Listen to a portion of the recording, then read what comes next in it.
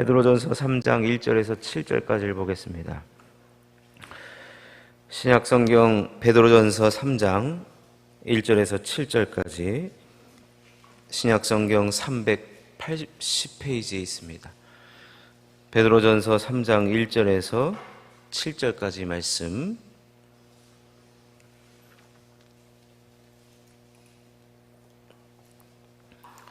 베드로전서 3장 1절에서 7절까지 말씀을 우리 다 같이 한 목소리로 합독하도록 하겠습니다. 아내들아, 이와 같이 자기 남편에게 순종하라. 이는 혹 말씀을 순종하지 않는 자라도 말로 말미암지 않고 그 아내의 행실로 말미암아 구원을 받게 하려 함이니, 너희의 두려워하며 정결한 행실을 봄이라.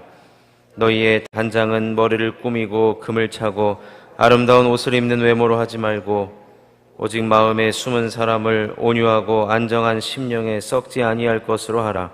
이는 하나님 앞에 값진 것이니라.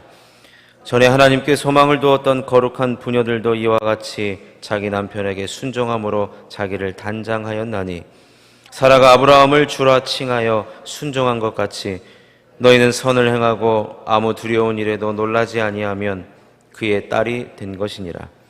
남편들아, 이와 같이 지식을 따라 너희 아내와 동거하고 그를 더 연약한 그릇이요 또 생명의 은혜를 함께 이어받을 자로 알아 귀히 여기라. 이는 너희 기도가 막히지 아니하게 하려 함이니라. 아멘. 오늘 본문을 중심으로 아내와 남편이라는 제목으로 하나님 말씀을 전하도록 하겠습니다. 베드로전서를 계속해서 읽어보면 상당히 약자들을 위한 성경이라고 할 수가 있습니다. 왜냐하면 이 베드로전서를 읽고 있는 수신자들이 고난당하고 있는 성도들이었고, 또 그들의 삶은 이 땅에서의 삶이 안정되거나 보장되지 않았던 거류민이거나 나그네된 삶을 살았기 때문입니다. 그리고 오늘 읽은 본문 앞절을 보면 우리가 사환이라고 하는 다른 사람 집에서 집안일을 해주는 그런 직업들을 소개하고 있고, 오늘은 가정에서 남편과 아내가 있지만 아내들을 먼저 언급하고 있으면서 결국에는 아내가 가정 안에서 약자로 비춰졌다는 것을 말하기도 하는 것입니다. 당시 사회 문화를 말씀드려야 되는데, 당시 사회적인 문화는 여자가 결혼을 하게 되면 무조건 남편의 종교를 따르게 되어 있었던 것이 사회적인 문화였습니다. 그럼에도 불구하고 남편의 종교를 따르지 않고 일부 소수였지만 예수를 그리스도로 영접하고 그리스도인이 되었던 여성들이 당시에 있었던 것으로 보여집니다. 그래서 베드로 사도가 그런 여인들, 그런 아내들이 가정 안에서 벌어질 수 있는 갈등적인 요소들을 간파했고, 왜냐하면 같이 믿음 생활하는 여인들 대부분은 신앙적인 갈등이 가정 안에서 상당했었기 때문입니다. 이런 상황에서 베드로 사도가 여인들을 하나님의 말씀으로 위로하고 권면해 주는 본문이 바로 오늘 우리가 읽은 베드로전서 3장 1절에서 7절까지의 내용이라고 할 수가 있습니다. 근데 다소 읽어보셔서 아시겠지만 베드로 사도가 가정 안에서 아내들에게 요구하는 것은 믿지 않는 나와 종교가 다른 그 남편에게 순종하라는 것입니다. 순종. 오늘 우리가 읽은 본문 1절을 보면 아내들아, 이와 같이 자기 남편에게 순종하라. 이는 혹 말씀을 순종하지 않는 자라도 말로 말미암지 않고 그 아내의 행실로 말미암아 구원을 받게 하려 함이니. 아내들은 믿지 않는 남편들에게 순종을 요구하고 있습니다. 여러분 아시다시피 순종은 내가 죽어져야 되는 것이거든요. 내 생각과 남편의 생각은 다를 수밖에 없어요. 종교가 다르고 영적인 것이 다르기 때문에. 그럼에도 불구하고 성경은 다소 조금 충격적이긴 하지만 남편에게, 믿지 않는 남편에게, 이방 종교를 가진 남편에게 순종할 것을 요구하고 있습니다. 그런데 베드로 사도는 큰 그림을 그리고 있습니다. 그 순종의 궁극적인 목적이 무엇이냐면 그 아내의 행실로 말미암아 구원을 받게 하려 함이. 아내들이 가정에서 믿지 않는 남편들에게 어떻게든지 순종하는 이유는 딱 한 가지입니다. 그 남편이 구원받는 겁니다. 구원받는 것.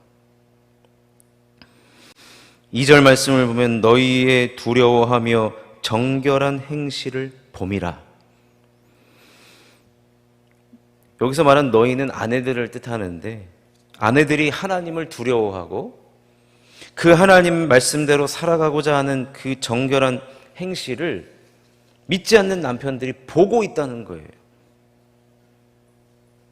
하나하나, 행동 하나하나, 말투 하나하나 어떻게 신앙생활을 하고 있나를 지금 믿지 않는 남편들이 보고 있다는 거예요. 그래서 베드로 사도는 3절과 4절에서 남편들이 보는 정결한 행실이 과연 어떤 것인지, 그 정결한 행실을 반드시 아내들은 해야 한다라고 말씀해주고 있습니다.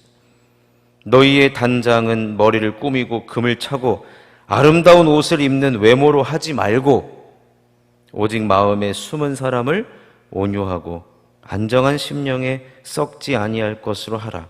이는 하나님 앞에 값진 것이니라. 이 말은 믿지 않는 남편들이 사실 눈에 보이는 거는 외모 치장하는 것일 수 있지만 베드로 사도가 이야기하고 있는 것은 내면을 갖고라는 거예요. 우리의 속사람, 우리의 믿음을 믿지 않는 남편들도 보고 있다는 거예요. 저는 이 말이 굉장히 신선한 충격으로 다가왔는데 결국에는 믿지 않는 사람들, 믿지 않는 가정 안에 있는 남편들이 우리의 믿음 생활을 지금 마치 잣대를 대면서 쳐다보고 있다는 거예요. 아니, 어느 때는 새벽 예배를 나가더니 어느 때는 안 나가고 들쑥날쑥하는 그 모습들을 다 보고 있다는 거예요. 그래서 왜 안 나가지? 새벽 기도가 쉬는 날도 있나? 남편들이 아주 그냥 불같이 보고 있다는 거예요. 그러면서 속으로 생각을 하는 거죠.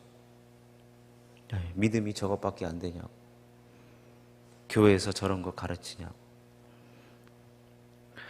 여러분, 그렇기 때문에라도 남편의 구원을 위해서라도 우리 아내들이요, 우리 여성분들이요, 믿음이 더 훌륭해지셔야 됩니다. 믿음이 더 훌륭해지셔야 돼요. 내면의 아름다움과 내면의 온유함을 가꾸어 가는 것이 결국에는 불신 남편을 변화시키고 구원시키는 방법이라고 베드로 사도가 우리들에게 권면해 주고 있는 것입니다. 베드로 사도가요, 더 나아가서 비록 소수였지만 이런 여인 때문에, 아내 때문에 변화받은 남편들이 조금씩 생겨났을 거 아닙니까? 그리고 교회 안에 이 남자들도 예수 믿는 사람들이 있었을 거예요. 비록 소수였지만 그런 예수 믿는 남편들에게도 7절 말씀에 권면을 하고 있습니다. 남편들아, 이와 같이 지식을 따라 너희 아내와 동거하고 그를 더 연약한 그릇이요 또 생명의 은혜를 함께 이어받을 자로 알아 귀히 여기라. 이는 너희 기도가 막히지 아니하게 하려 함이라. 남편들이 여인을 귀하게 여기는 이유가 무엇이냐면 아내 때문에 구원을 얻었다는 거예요. 그러니 소중히 대해주라는 겁니다. 그리고 나서 생명의 은혜가 가정 안에서 소통하고 기도가 막히지 않는 이 영적인 소통을 위해서 반드시 남편들이 애쓰고 수고해야 함을 말해주고 있는 것입니다. 여러분, 남편들이 아내를 소중히 여기고 당신 때문에 내가 구원받았어 라고 고마워하고 또 생명의 은혜를 함께 이어받을 자로 여기기까지 여인들의 수많은 눈물과 기도와 수고가 있다는 것을 우리는 기억해야 합니다. 여러분, 내가 내 내면과 내 속사람을 단번에 여러분 가꾸었다고 남편이 그 모습 보고 반해가지고 바로 교회 나오겠습니까? 아닙니다. 남자들은 아마 보고 또 보고 검증하고 또 검증하고 납득이 되고 이해가 되고 그래야 그것도 또 다시 생각해보고 그래야 아마 아내를 따라 믿음 생활을 할 것입니다. 그러니 얼마나 보십시오. 오늘 7절을 읽었지만 6절은 전부 다 아내들에게 할당을 하고 있습니다. 결국에는 이 아내의 눈물 어린 헌신과 기도와 그 수고가 반드시 필요하다. 그 남편이 해야 될 일은 별거 없습니다. 아내를 소중히 여겨주고. 그리고 사실은 우리 어디까지 기도를 해야 되냐면 생명의 은혜를 우리 함께 이어받읍시다. 그리고 우리 함께 기도하십시다. 남편의 입에서 그 얘기가 나올 때까지, 그 이야기가 나올 때까지 우리 아내들은, 여인들은 남편의 구원을 이루기 위해서, 구원뿐입니까? 구원받은 자의 삶을 살아가기 위하여서 늘 조마조마한 마음으로 우리의 내면을 가꾸고 우리의 속사람을 가꾸는 그러한 많은 시간과 노력과 헌신이 필요하다는 것을 보게 됩니다.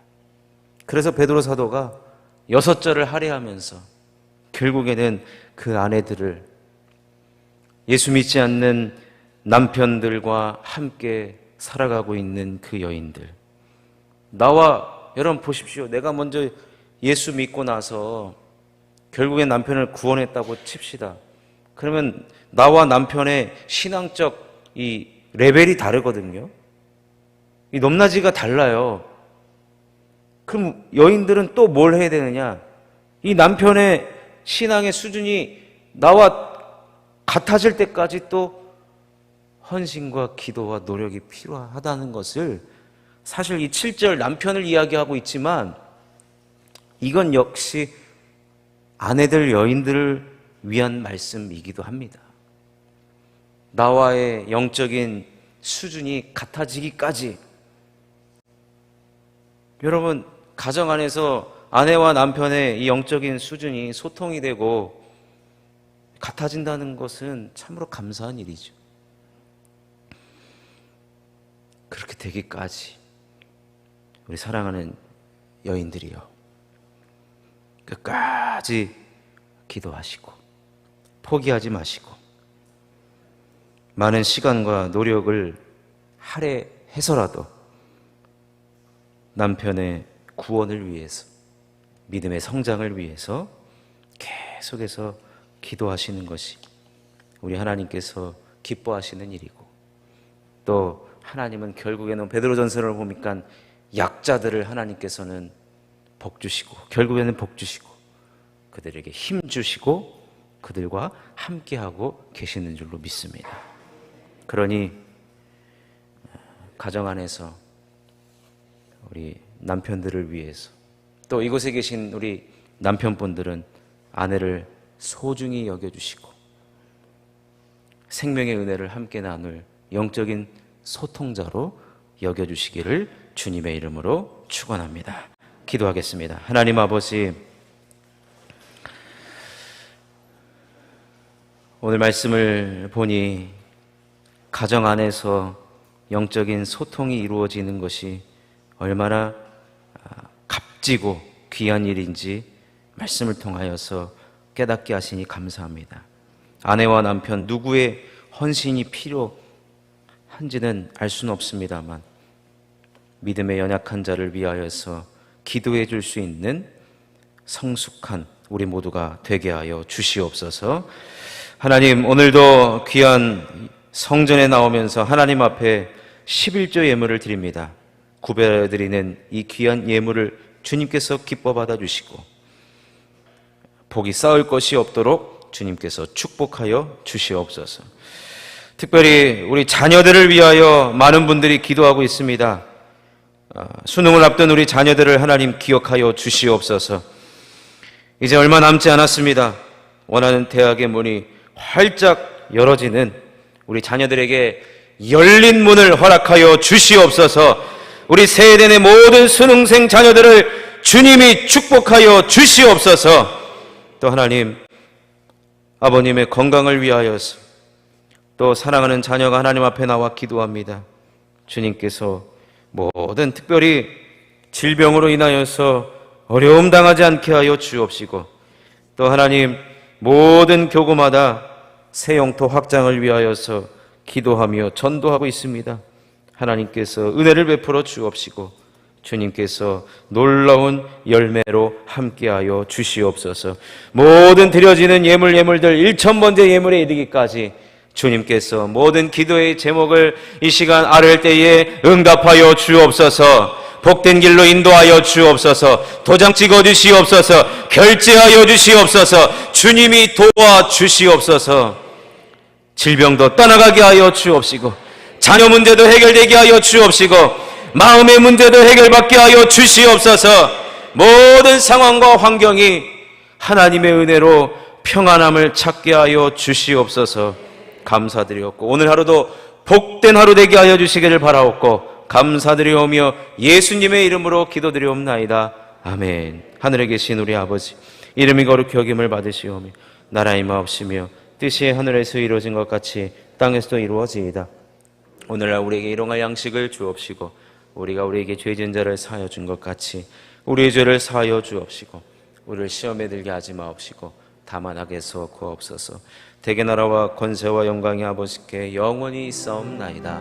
아멘. 오늘 말씀을 생각하시면서 기도하시고요. 특별히 또 1차 총동원 주일이 이번 주 주일까지 계속됩니다. 하나님, 우리가 정말로 우리 성도들을 예배의 자리로 또 우리 새가족들을 또 주의 성전으로 이끌 때 하나님 주님께서 동행하여 주시옵소서. 새 영토의 확장의 은혜를 더하여 주시옵소서. 또한 10월 20일에 있을 우리 교회에서 열리는 목회 컨퍼런스 가운데도 주님이 큰 은혜를 베풀어 주시옵소서. 나라와 민족과 또한 특별히 우리 수능생 자녀를 위하여서 이 시간 주여 부르고 기도하다가 돌아가십니다. 주여